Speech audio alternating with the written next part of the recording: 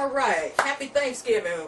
I'm about to set it off by making a 4-cheese dish, macaroni and cheese. It'll have a 8 to 10, possibly 8 to 12 people serving for there, depending on how many folks that you want to feed and how large your servings are. So, we'll go ahead and get started on the 4-cheese macaroni and cheese dish baked in the oven. Expect a lot of little ingredients entailed in this, so we'll go ahead and get it started so it'll be ready to go out on the Thanksgiving spread. Okay, and here we have our ingredients for our macaroni and cheese. First of all, we have our macaroni right here, and that's 3 cups of macaroni, or about 12 ounces. That'll feed about, actually that's 12 servings. But like I say, that depends on how you portion it out and their serving sizes. And then also we have, we're going to use some 5-year vintage cheddar, and that's extra sharp. We'll probably just top it with this here because this is very strong. We also have a combination mixture of bacon Munster cheese, regular 5-year sharp cheddar in there, and then we also have mild cheddar in that. And then for our 4th cheese, we're going to use 2 cubed cups of Velveeta, 2%. And then we have 6 tablespoons of margarine, or you could use butter, that we're going to be sauteing 4.5 ounces of yellow onion. And then also we have 4 ounces here of red bell pepper. We'll be sauteing those in the onion.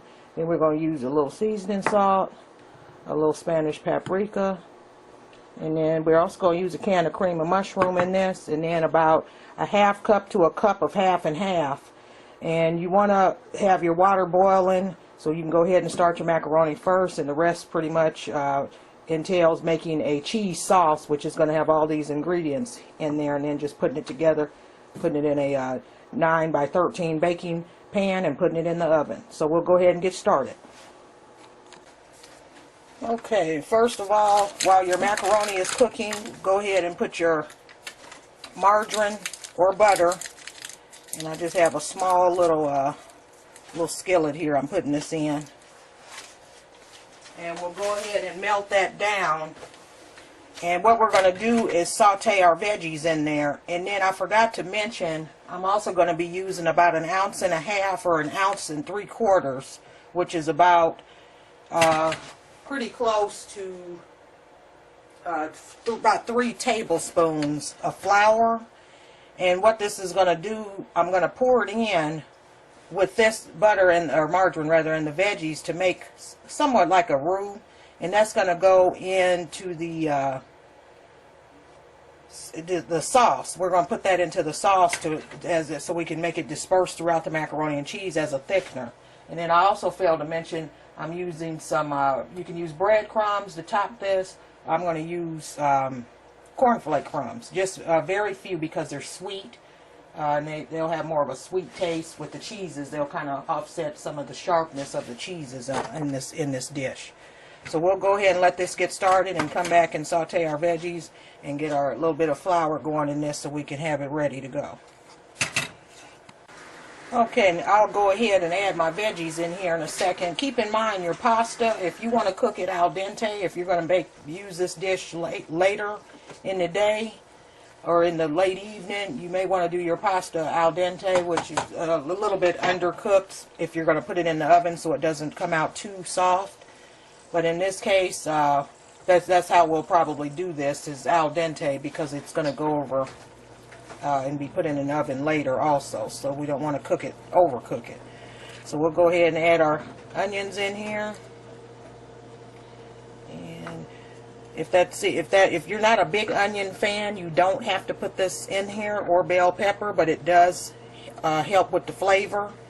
It actually sets the flavor off, the onions do, in the macaroni and cheese. A lot of people don't realize that it's in macaroni and cheese. A lot of times they just don't know. So go ahead, and you just want to get these soft, because there's nothing worse than eating some macaroni and cheese and biting into it, or not biting into it, but eating it, and then you come across chunky onions or bell peppers or any other celery or whatever people choose to put in their mac and cheese, You don't want that. So that's why we're going to saute these and let it heat up a little more so we can saute them. But they're fine like that. It'll heat up, and we'll go ahead and get those soft. And then what we'll do is add some of our other ingredients. By that time, our macaroni should be al dente, so we can go ahead and make our cheese sauce in that pot. Okay, now to go ahead and make our sauce, we'll go ahead and pour our veggies. Turn that down some first of all. Go ahead and pour our veggies in here. We're going to add our flour, our other ingredients.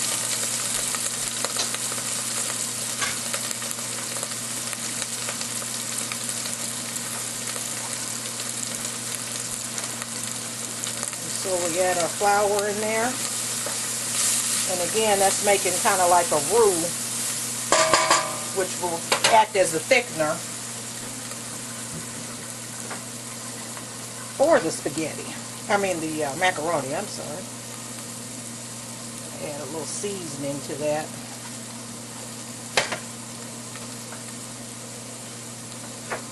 And we'll put our black pepper in there too. And you don't have to put pepper in there if you don't want to. And at this point, we're going to add some half and half down in there. You don't want that to stick. And then we're going to add some 2% milk. And I'm just kind of doing this by eye, but I'm probably going to end up adding some more to this because of the amount of macaroni that I'm making for this dish.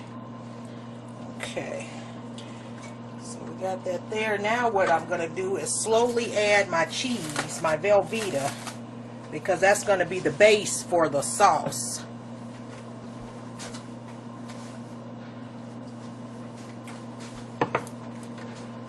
And again, I have 2 cups cubed, and it's about like this.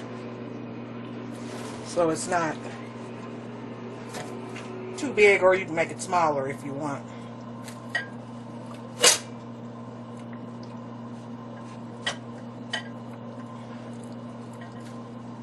So put those in there. And this is the time I'm going to add my cream of mushroom too. Add half of that can and then stir that up a little bit. And then I'm going to add the rest of my Velveeta and half of my other cheese, which was the cheese in the bag with the mixture in there. Okay.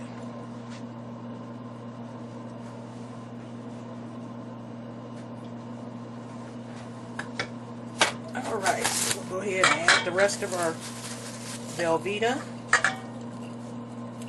This is a 4 cheese macaroni, so it's going to be really cheesy.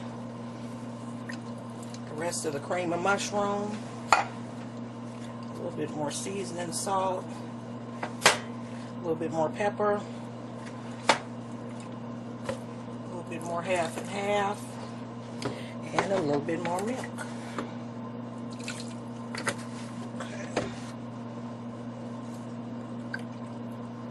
That Velveeta melts slow, so don't expect that to just melt down. Now, when you add your pasta to this, that Velveeta should be, I'd say, about 80 to 90% melted. There's nothing wrong with having macaroni and cheese with a few thicker areas of cheese. There's always those avid cheese lovers in the crowd like myself that'll go for that little chunk of cheese that they see sitting in there. So never think that that's something wrong with that, because it's not. As you can see, this is thickening up quite well. Like that, you don't want it too thin. Otherwise you're going to have cheesy noodles, and you don't want that. And if you do want to taste this, make sure you get something so you're not dipping and tasting. And I want to see how this tastes so far. Very good. The onions are what really set this off. Man, a little bit of paprika, but mostly I use the paprika for the top coloring. but it does have a little bit of flavor to it.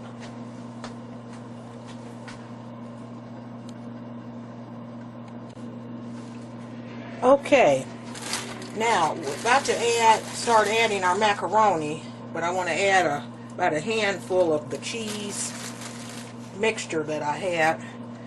And these were different cheeses, as I mentioned. There's a bacon Munster in there, a regular 5-year sharp cheddar, and then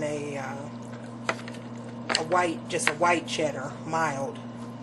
So I'm going to do this, half macaroni, a little bit more than half. There we go. And then I'm just going to stir that in there good. The key to this is getting this mixed up well before you put it in your baking dish. If not, you're going to have areas that are not going to be cheesy enough. Okay. And then we're just going to put the rest of that in there. And you just want to fold this in together to get it all the way through. And this is going to go in a 9 by 13 baking dish. As you can see, that Velveeta in there. Some of it is not all the way melted down, but that's fine. That's the way I like it. So like I say, them cheese lovers like myself, I'll go for that little chunk of cheese I see sitting in there. Okay, I'm going to add a little bit more seasoning salt, and then we're going to be done with that seasoning salt. Add a little bit more pepper. We're going to be done with that pepper. Okay. Almost really was done with that pepper if I would have spilled it. Okay. As you can see, this is stirring up very well. Okay, and that bell pepper there, that's a big piece of red bell pepper. That's fine because it's soft. Nobody's going to bite into that and think, oh, what the heck is this? Okay, so we have that. And what I'm going to do is get me another little spoon and taste this to make sure. I always keep these plastic spoons around. These are good for tasting. When you're cooking and you're not dipping, you don't want to be doing this. I did that one time in one of my videos, and somebody really got on me for that too, and they had a right to. I shouldn't have did that, but okay. On point. All right. Add a little bit more cheese.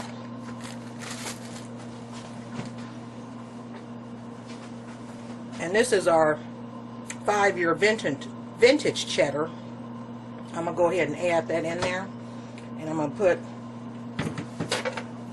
some of our other on top at the end.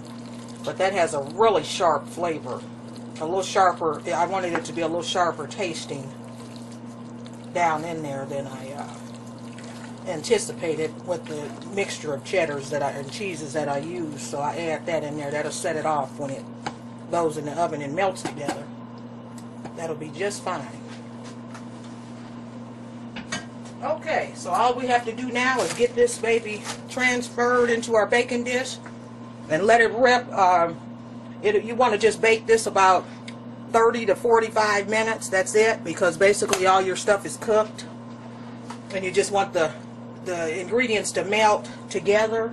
And then I would suggest eating this about 20 minutes after it sits, 15 minutes or so after it sits, then eat it, because if you eat it right out of the oven, it's not going to have the same consistency and solidification that it needs, and it's not going to taste as good. Actually, it tastes better the next day. If I were cooking this just for us, I would cook this and eat it the next day.